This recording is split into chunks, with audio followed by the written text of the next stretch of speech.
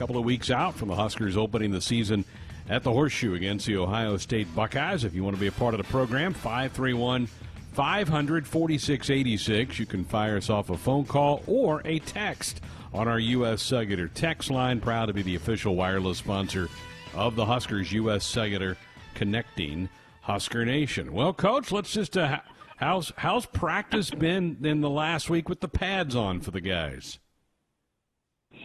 It's been productive. Our guys were anxious to get pads on and start hitting, and we're kind of rounding the corner to where they're getting tired of hitting each other and anxious to play some ball. But it's just been awesome being out on the field again. It's been great to see the type of team we have now and the type of camaraderie we have on the team. And I think our whole group has grown tighter through this whole season and all the troubles we've gone through. Physically, do you feel like you're a different football team than the one that wore pads against Iowa on Black Friday last year? Can you notice a difference? Yeah, I don't know if it's a different football team. Said all along, we've had a long way to go, and I think we've been getting better and better, and we're definitely a few steps ahead of where I think we've been from a talent perspective and a depth perspective, and certainly from an attitude perspective. So we're not going to get all the way there in 1 year or 6 months, but we're definitely moving it down the road. How's the adjustment with a new offensive coordinator, Matt Lubick, a guy that you've known for quite a while? How's that transition been, and has it been fun to be back out on a practice field with Matt? Yeah, on top of being a colleague and a good coach, he's a good guy and a good friend, and it's real easy since we worked together before to fall right in. I tell you what, he's done a really good job already getting us more organized and making sure that we're dialing into the right things. And as the head coach, I have a lot of other things on my plate, and it's great to be able to hand a lot of things off to him. And that room needed some work. You needed an influx of talent at the wide receiver spot. Do you think you've taken a step forward with that room, and can we see more? Do you think you'll see more production out of that group this fall? Well, we need more production there in the run game and the pass game. I think we have the right guys now. A lot of the guys that have been here have taken pretty big leaps forward, I think, and then we have a lot of young talent and new talent. And it's going to be a matter of getting those guys up to speed. There's still some work to be done there, and you always want a veteran team with experience, and we're still going to be pretty young at that position from an experience standpoint, but the talent's definitely a lot better than it has been.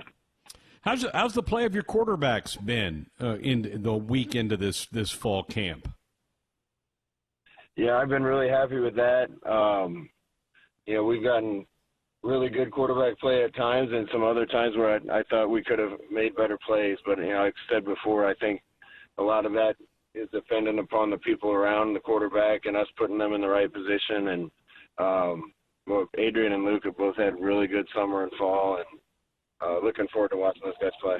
You touched on the running back position when you met with the media on Friday. Take us through that group a little bit. Diedrick Mills, we had a highlight of him in the open to the show. Certainly became a quality Big Ten back as last season moved along. But what about the depth in that room? It got skinny at times last year in that room. What about that room as you get ready to launch into this year? Yeah, I think the depth has improved and the talent has improved. We're kind of at a point now where we got to decide who the number 2 back is and who the number 3 back is. And move forward with those guys. And that doesn't mean others won't play, but we need to start concentrating the reps on a couple guys. We're young at that position, too, other than Diedrick. We got Tavion Morrison and Marvin Scott that are both freshmen. A bunch of Nebraska kids and walk-on kids that are doing a really good job. Obviously, Reimer Johnson is doing really good things and has improved. So I feel good about the depth there. We're still a little novice at that position too, but we're kind of at a point where we're going to have to pick our horse and get somebody some more reps and hopefully spell Diedrick with the right guy. To kind of round out the offense a little bit, Matt Lubick on Thursday told the media that he felt like the strength of the offense could be that offensive line. Would Would you agree with that? And how has that group looked as you get into the pad portion of practice? Yeah, ever since we've been able to put pads on, we've had a really physical practices, and we kind of felt like we had to. We're trying to fit basically 4 weeks of padded practices and spring balls padded practices into about 3 weeks, so we didn't really have time to mess around and break the guys in. Because of that, we've been putting them in a lot of real physical drills and physical situations, and I feel good about that group. We definitely have more depth there, and I think we're going to get some good play, and I've seen some improvement in some really key areas from that group, so I have high hopes for them. Yeah. Scott Frost with us. It's our first Husker football show of the fall. The 2020 season set to start on the 24th of October as Nebraska goes to Ohio State. A couple of comments on the defense before we take our first break. New coach on that side of the ball, but he's really not new to you, and that's Mike Dawson coming back, now working with your outside linebackers. Has it been fairly seamless getting Coach Dawson back into the mix? Yeah, as far as relationships with Doss, that's just natural. We needed to get better at that position. Our outside linebacker group, I think, underperformed last year. If nothing else, he's going to get the guys playing hard and using the right technique and being in the right spot. And there was a lot of times where mistakes at that position cost us in the run game last year and a few times in the passing game, and I love the approach he takes and how disciplined his guys are going to be if they follow what he says.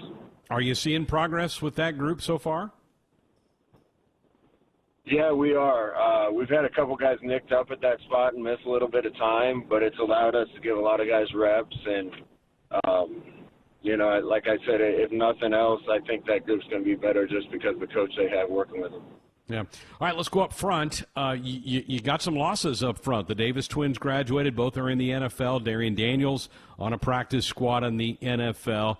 But you rotated quite a few bodies at that position a year ago. How about the defensive line, and what early lean have you seen from that group in camp? Well, I think it's kind of wait and see with them. Obviously, we gotten to see ourselves in pads a little bit here since we were able to put them on. But you really aren't going to know how well the defensive line is going to play until you see live football and a little more time with guys in pads. Ben Stilley's kind of the anchor. He's been here. He certainly looks like he's improved his game and ready to do good things for us. Snacks has had a really good camp, and I think he's going to be a good player for us. And then we got a lot of fresh faces that have shown a lot of promise, certainly a lot of size at that position, and we need those guys to come out and play physical right away. You had a couple of junior college defenders that you've added to the mix along your front seven, and like Riley and Payne and Cooper. Have they been able to get in and compete? Do you anticipate those guys having an impact on the fall season? Yeah, Jordan Riley and Nico Cooper and Phil Darius and Keem Green, too, all need to be guys that have come to us from JUCO and help us. And we're getting good returns from those guys right now in practice, so hopefully those guys will be big contributors for us. Yesterday, Coach Barrett Ruud, and he jumped the gun. I don't know. He mentioned that Luke Reimer now has been put on scholarship. Is that accurate? And is there any other walk-ons that may be getting that nod here in the coming weeks? Yeah, we have 4 or 5 scholarships to hand out to the guys that have earned them. Luke Reimer probably earned one last year as well as he played, and is just a great example. We want our walk-on program to do for us is give us a guy that was a borderline scholarship guy out of high school, and he came to Nebraska, and really it took no time at all for us to recognize that he was worthy of earning a scholarship. And I think he's just such a fast kid that has a nose for the football. I expect great things from him. There'll be probably 3 or 4 others that we can announce soon that are on scholarship, but definitely pleased with Luke and a lot of the other guys that chose to walk on. Sounds like Luke is going to be a factor for you on that inside linebacker position. Is that accurate? Yeah, we feel like, Colin and Will are going to be probably the main guys for us, but Nick Henrich and Luke Reimer are going to get plenty of playing time too, and really man rotation, and we expect all those guys to give us good play. Yeah. All right, the secondary, as we kind of round through this team through the first week of fall camp, you've got some experienced names back there. You get a guy back like Deontay Williams, who missed most of last year getting hurt in week 1. What's the early grade card on that secondary as you get into camp here? Yeah, first of all, it's great to have Deontay back. That was a big loss for us last year. Not only is he a good player, but he's been one of the best leaders on our defense. He and DiCaprio have done an unbelievable job setting the standard and holding everybody up to it. They do a great job leading for us. So it's great to have him back. Obviously, Cam Taylor-Britt has played a lot for us and is ready to do good things for us. Markel Dismuke.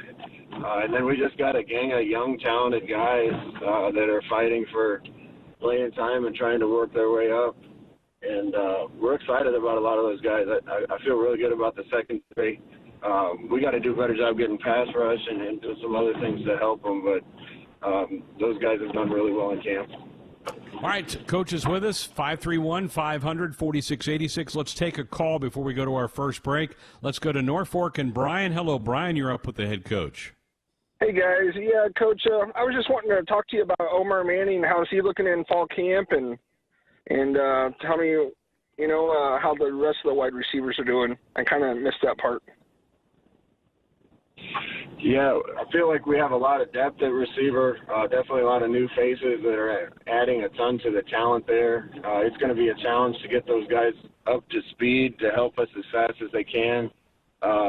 Omar's doing great. He's missed a little bit of time for health reasons and personal reasons. That's kind of maybe delayed his progress a little bit, but we all know what we have in him, and looking forward to him being a big part of the team in the future. Wants to know what challenges will extending the current seniors' eligibility present next year as far as recruiting and maintaining players? Well, we'll see. I think there's still a lot of unknowns about how that's all going to be managed and how that's going to work. Our senior class is a great group of guys. Until we know any different, I'm going to extend the opportunity for any one of them that wants to come back and play another year to be back. And I'm sure we'll learn the rules on how that affects the total number of scholarships and everything down the road. But the guys that we got right now, we'll keep as long as we can. All right, let's go to the phones. Let's head up to Minnesota. Tim, you're up next with the head coach. Good evening. Yes. By the way, finish. From the rest of what I had wanted to say last night, I just put in a text. But what I wanted to ask the coach is just keeping in mind those guys that he had played with, the great ones such as Wistrom and Peter. We've talked a lot, or we've heard a lot about the size, the improvement in size, maybe some athleticism, but the size of our defensive line. Just remembering the difference that the speed of like Wistrom, Peter, and others had in Nebraska finally getting championships for Osborne. How would you describe, how are they doing when it comes to just the speed and quickness of pass rush on our defensive line now? Okay. Well, you're 100% right. This is certainly a physical league in the Big Ten, and there's a lot of really big human beings in the Big Ten. So you need big enough guys that you don't get pushed around and you can win the physical battles. That being said, there's nothing that beats speed on a football field. So you want fast guys, but big fast guys beat little fast guys. And I think we continue to make progress in all those areas, getting more athletic, getting bigger, and it's a process getting every position to look like it's supposed to look. But I feel good about the progress we've made on both those fronts. Back to our text line. Greg, you asked him about the junior college guys on the defense, but you didn't mention Va Clements. Can you ask Coach about how he's doing? Yeah, Tiva's doing well, learning the linebacker spot for us. Expect him to be a contributor and definitely play some special teams for us. Hopefully get on the field on the defensive side. So as many guys as we can get that can run and hit, we're in better shape. You mentioned Keem Green. He came last year. You were able to save a red shirt with him. He got in a couple of games for you. Where do you want to go eventually with junior college recruiting? Is it just something to fill for some needs each year, or will it vary from year to year as you move this thing through? It'll vary. We don't want to major in that. I imagine we'll try not to take too many guys from the JUCO ranks, but if it's the right one or if we have position need, we will. And we're certainly glad we have the ones that we have, and hopefully they play well for us. Last week you had the tough news came out that Braxton Clark has been hurt and lost for the year. What a tough blow. That young guy, it was kind of his time with Lamar graduating and moving on. How's Braxton doing, and who's that open up the door for some opportunities for some playing time now? Well, I think Cam Taylor's probably going to be a corner for us full time, and DiCaprio on the other side. Braxton was in the mix, competing with those guys and others. We got a lot of young guys that have played well, and we're kind of like running back. We're trying to see who's going to step up and be the next guys up. But there's 4 or 5 guys at that position that have shown us the ability to be able to play at this level. So excited about the young depth at that spot. You have moved a couple of guys around position-wise. Payne has moved from a defensive line to an outside linebacker. Javen Wright was moved up to an outside linebacker.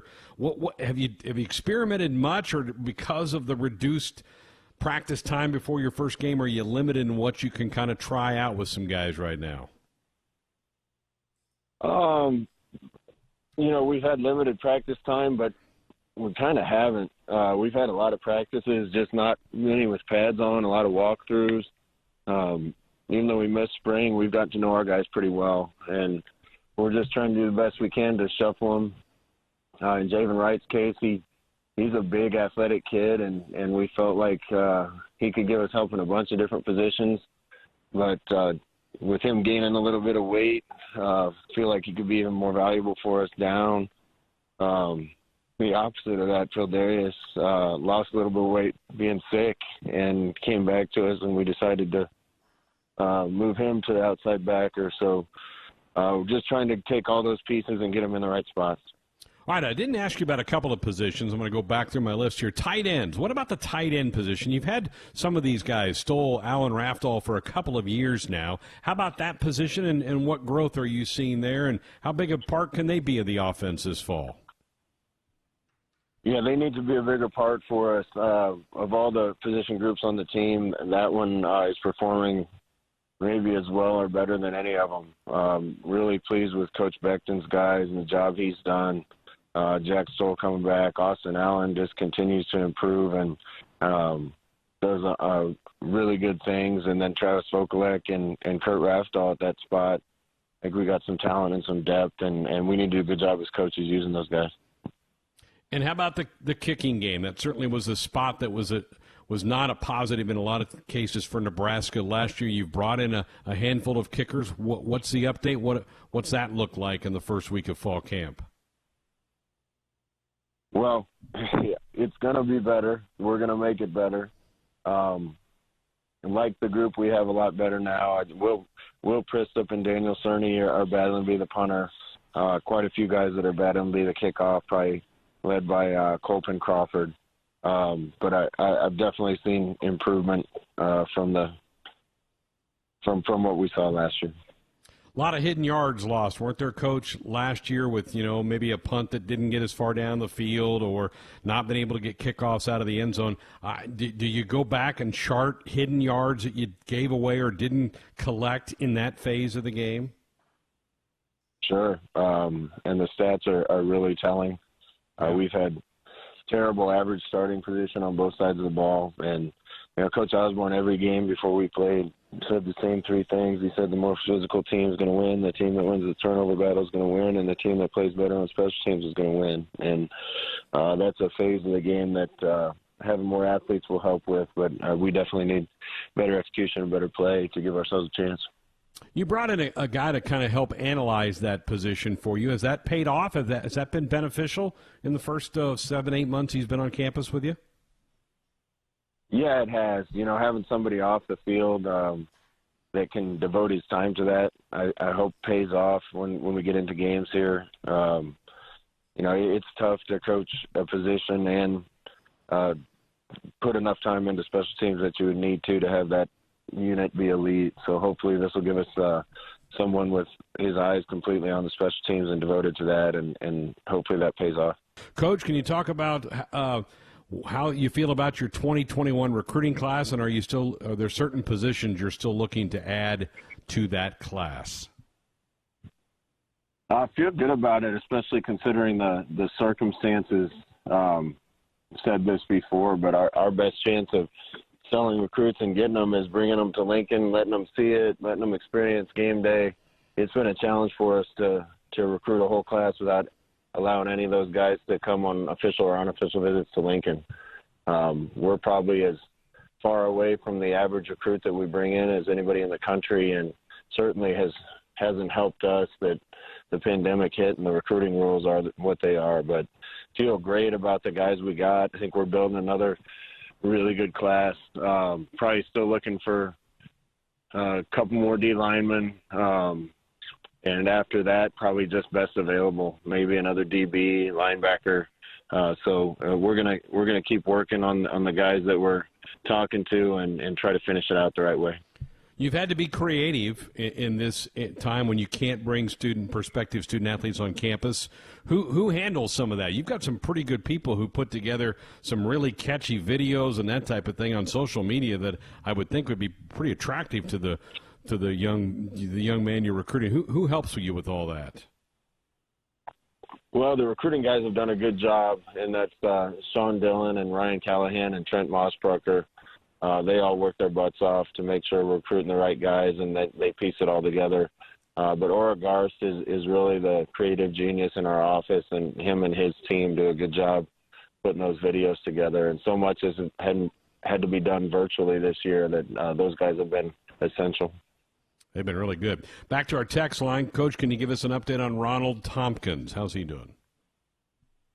Yeah, Ronald's one of the guys right in the mix to be the next running back up. We were a little worried about his health. Had to have a knee surgery since he's been here, and we didn't know how well he'd be able to hold up. But man, he's shown flashes of being really good. So we're going to let those guys compete here and decide, and I guess see who can win the number 2 running back spot. Very good. Let's go back to the phones. Let's run up to Omaha. Howard, you're up next with the head coach. Good evening. Yes, a great show tonight. First of all, Scott, I want to extend my condolences and sympathies to you and your family for your father, and I hope things will go well for you with that.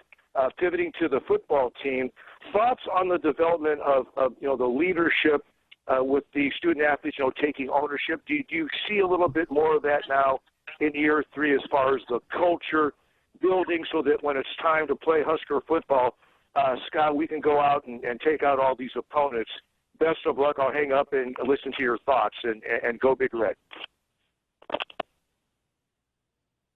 Yeah, I guess there's a lot of things I could say about that. First of all, this pandemic, of all the negative impacts it's had, probably one of the positive impacts for our football team is it's allowed our leadership to develop. There was a lot of time through the summer and even into the fall that coaches couldn't be around any of the players, and the players had to run walkthroughs, run practices. They were the ones demanding everybody else be there. I think they grew closer together as a group. Tells you a lot when you give people responsibilities and let them take hold of it. Usually you get a lot of return from that. We had a special culture at Nebraska for a long time, and there's an element of toughness and confidence that goes into that, and 100 other things. those cultures aren't built overnight, particularly one that operated at that level. But I feel like we're getting closer and closer to it all the time. One of the things that happened when the season was canceled or postponed back in August, Bill Moose had to make some really difficult decisions on furloughs and cuts. One of the things was the training table. Is that back and running again for your team? It's obviously a very important part of it, is to make sure these guys are putting the right things in their bodies. Yeah, it operates a little different than it used to. We don't have guys sitting down together. We don't have people serving them food. We don't have guys scooping food for themselves. It's kind of all coming in prepackaged containers, and they go pick up what they want and kind of go sit apart from each other or go home and enjoy their meals. But Dave Ellis and his group have done a good job managing through all this. It's important what you put in your body, and we're doing the best we can for our guys right now under the circumstances. And they have quite an operation down there. You walk down and you get your COVID test and go straight from there to get your meal. And we're doing the best we can to keep our guys healthy. It's got to create some challenges about even meeting as a team, right? Can you even get the whole group together to have team meetings, or is that something that you've kind of lost in all this? No, to be honest, we've lost that, and that's one of the hurdles. Just getting messages circulated throughout the team, getting points across to an entire team. You got to take advantage of the moments you have. We've been reluctant to put our whole team in the team meeting room just because it's too close to quarters, and we're getting too close to the game where if you have one guy that tests positive, then that could lead to a bunch, and we don't want to risk that. So the biggest meetings we've had is unit meetings with the whole offense or the whole defense, and typically when we have those, it's in the Hawks indoor with guys spread out, and we're doing everything we can, but I do miss having the full team meetings. Oh, I bet. That's a fun part of being a part of a collective group like that. What about the roster size right now, Coach? I mean, I know the league is limiting every school to 170 daily tests. Did you have to reduce the roster because of all this? Still a little unclear on that. I'm waiting to kind of get some answers and have discussions about that, and we'll let you know when we know. 531-500-4686, the number to call or fire us off a text. The athletic department announced a Sea of Red, a chance for folks to buy cutouts and do that type of thing to be active in game day. Going to be strange, Coach, here in a few weeks when you come out onto Memorial Stadium and Tom Osborne Field and not have fans in the stands. How do you try to generate excitement with your football team when they're not going to have those great Husker fans out there cheering them on? Well, we're doing the best we can. We're going to have to bring our own enthusiasm. Certainly not crazy about the decision to not have fans. I know that wasn't a local decision. I think that was kind of one that was forced upon us. So we want to do whatever we can for our fans, and we'll keep fighting. But our kids are practicing right now with no music and no noise, and we practice in the stadium with an empty stadium, and they're going to have to bring their own juice. Fans here are pretty amazing, aren't they? I mean, I know it goes back to your playing days, how much you appreciate Husker Nation and how much they support this football program, and it's I'm sure it's one of your biggest selling points when you're out recruiting. It is. It's one of the things that makes Nebraska special. I'm sitting outside right now watching the sunset and the leaves turn and the perfect weather, and that's special about Nebraska. But game days at Memorial Stadium, it really doesn't get any better than that, and it's a special experience for a player, a coach, and the fans. And it's going to be a rough year for everybody not having that environment. All right, back to our text line, Coach. Do you have the Unity Council? And if so, what players are running that? We have a leadership group. Same thing. And we have representatives from every position on that group. And those are the guys that have really taken the bull by the horns and organized a lot of things for us and been coaches when the coaches haven't been there. So feel good about where we are. And back to the text line. Coach, take me back to your playing days. Do you have one game you remember as a really big win and one game you wish you had back? Oh, that's a loaded one right there. That's loaded, but I think everybody would already know the answers to those questions. Yeah, I only lost twice, so those are the two I'd want back, and can't beat a national championship game, and then the special night in Columbia that made my friend famous. So there's some good memories. I thought that Orange Bowl win, that one would stick out in mind. Also, I thought you had a pretty good game at Washington, right? Early one season, a really big matchup with a top 5 team. That was probably a blast to play in that one. It was. That was kind of the big game for us to get some confidence and momentum and kind of catapulted us to the rest of the season. That was definitely a beautiful day in Seattle. Here's a touching text we just got. Coach, as a Malcolm alum, I'm sorry for you and your family's loss of your father. I'll never forget being amazed walking into school and looking at the school records, and one man could have the 100-meter record and the shot put record on the same board. He raised a great man. There you go. That's awfully nice. Thank you.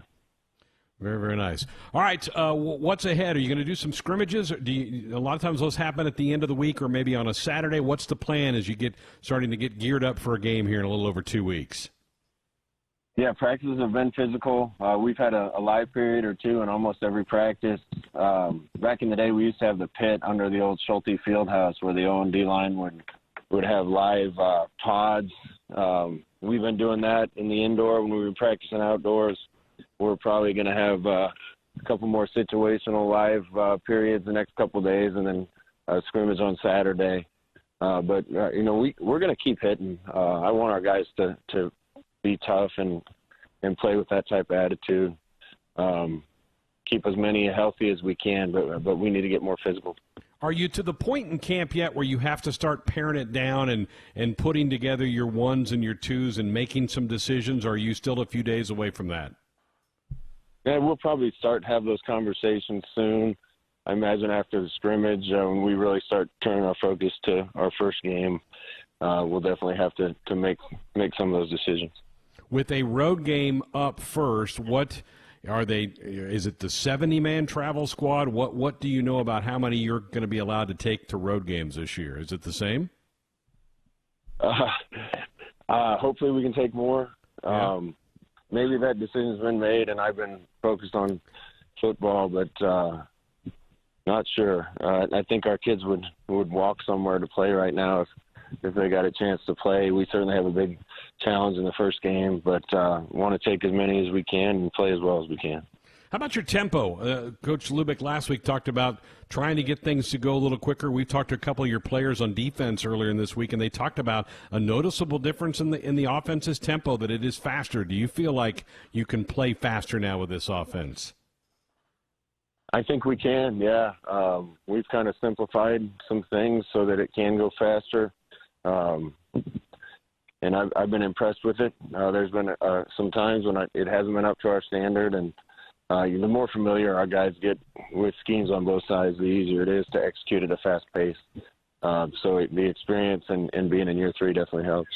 And with quarterbacks who certainly understand your system quite a bit, when obviously a 3-year starter in Adrian should know about everything you could throw at him. How about his leadership ability? Have you seen him grow as a leader since he stepped foot on campus? Yeah, Adrian's just a great kid. Does everything we ask him. He's not the most vocal guy in the world, but I've coached some great leaders that weren't vocal. And you're still able to set an example and hold other people to that standard, even if it's not loud and laced with profanities. So we need all types of leaders, and all the quarterbacks are doing a really good job. Well, very good. Glad you're back in pads. Glad we got a season on the horizon. Can't wait to watch this team compete here in the fall. Keep the guys healthy, but get the work in, and we'll look forward to catching up with you soon. Talk to you soon. Appreciate it. There he is, the head football coach of the Cornhuskers, Scott Frost, with us here on our first football show of the year. Again, these are going to be on Thursday nights moving forward, but this week, because of a conflict he had tomorrow night, and we wanted him to be the first one out of the gate, we backed it up to a Wednesday show tonight. So a lot of information there in the last hour with the head coach. Only a week into camp, and again, this is a little earlier than we would normally do this show.